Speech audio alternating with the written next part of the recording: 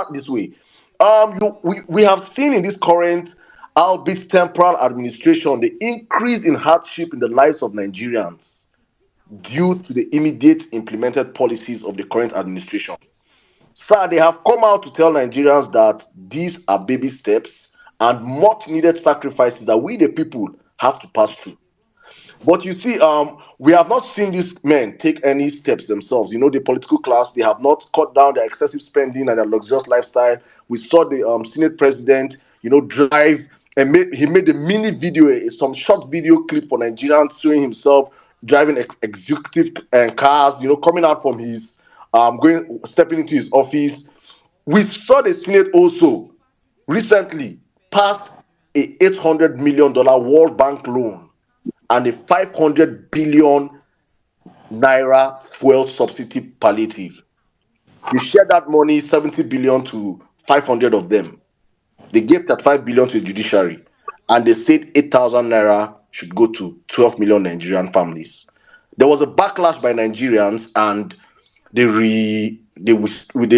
had a backtrack on their decision. I don't know what they are doing with the money right now. But my question to you is this: they have told Nigerians to sacrifice, and Nigerians are sacrificing. You can see the hardship. You can see Nigerians trekking across the country. You can see evidently, we online, we see the hardship. We see what Nigerians are passing through. I want you to tell Nigerians what you would have done differently if you had the opportunity of having 500 billion naira and 800 million loan from the World Bank. Thank you, sir. Well, thank you for your comments. I wouldn't say it's all the question is a comment and what I would have done differently and everything.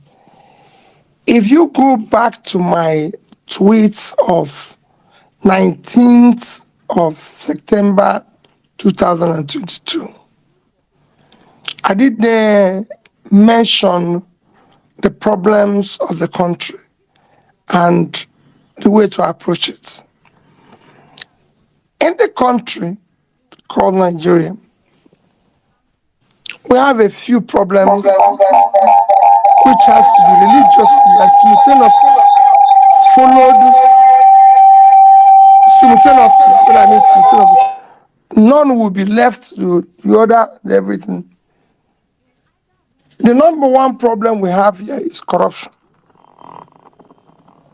I keep repeating it. Corruption kills three things that makes a country. It kills entrepreneurship.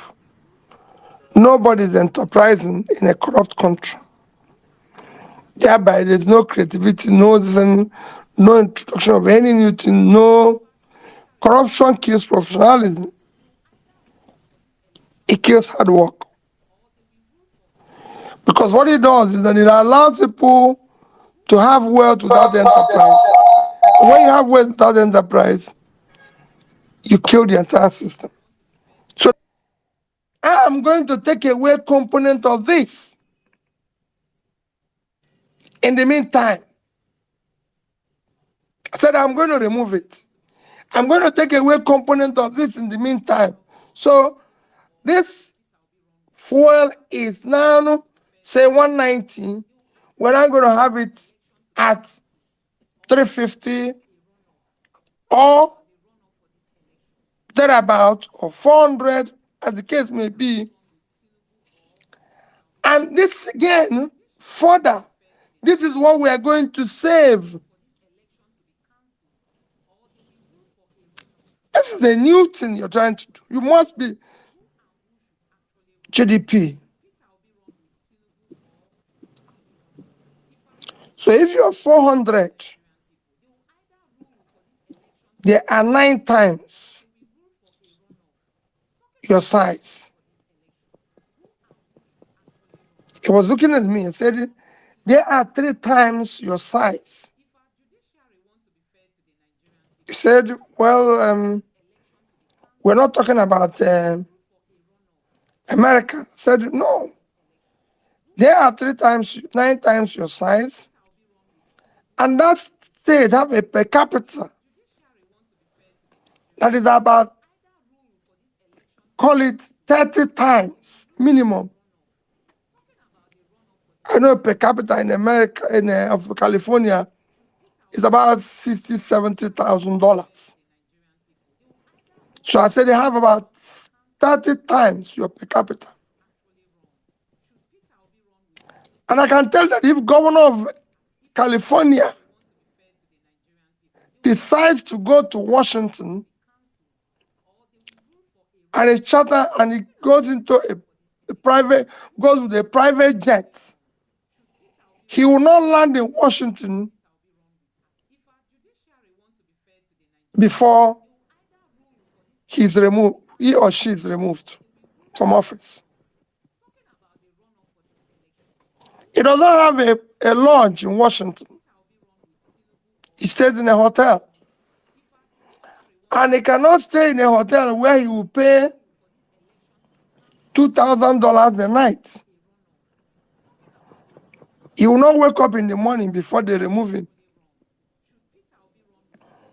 That man or woman will not be seen in streets of LA with 10 vehicle convoy. He will go the next day. So that's the things you see. So these are things we need to deal with. And then subsidy.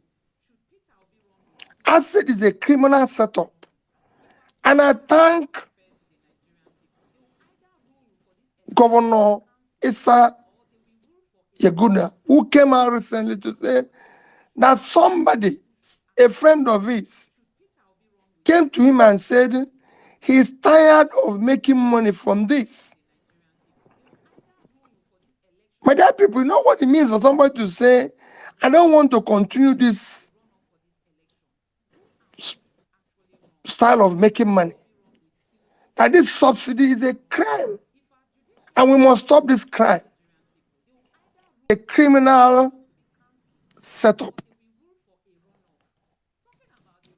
And of course, number 4, you have issue of foreign exchange, the value of Naira, which again can be done with productivity. These are economic things, economic issues. In economic issues, you think every one and each of them through before you start any form of policy formulation and implementation. And if you follow these 4 things that I said simultaneously, you can start solving the problem. And it is not that Nigerians are not going to go through hardship. They're going to go through hardship and difficulties, but it won't be as it is today. What we have today is a question of what I said. We are still trapped in the process and thinking of yesterday. And if you're trapped in that process, you will not meet tomorrow. For example, number 1 issue is corruption. If the key people, all of us politicians, decide we'll end it, starting from the number 1 person. If you're not involved, those around you are not involved, you reduce it by 50%. And I'm not talking about chasing people who have stolen in the past. I'm talking that will be dealt with in separate note, but saying that forthwith from today, nobody will continue on that path. We will ensure that all the revenues of this country are accounted, they're transparently held, and would judiciously utilized. Number 2 is to deal with the issue of cost of governance. I was just talking with somebody yesterday who was able to convince me